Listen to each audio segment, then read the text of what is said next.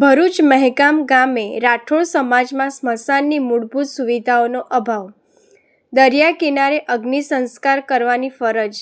ભરૂચ જિલ્લાના મહેગામ ગામે રાઠોડ સમાજ માટે સ્મશાનમાં જરૂરી મૂળભૂત સુવિધાઓના અભાવને કારણે સમાજના લોકોને ભારે મુશ્કેલીઓનો સામનો કરવો પડી રહ્યો છે.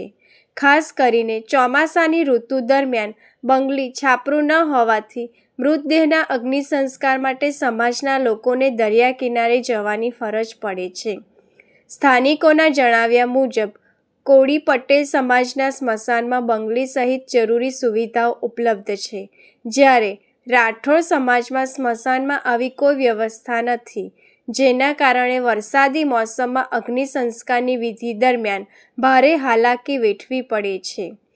રાઠોડ સમાજના લોકોએ તંત્ર અને સ્થાનિક સત્તાધીશોને રજૂઆત કરી છે કે તેમના સ્મશાનમાં પણ બંગલી અને અન્ય જરૂરી મૂળભૂત સુવિધાઓ તાત્કાલિક ઉપલબ્ધ કરાવવામાં આવે, જેથી સમાજના લોકોને અંતિમ વિધિ સમયે મુશ્કેલીનો સામનો ન કરવો પડે.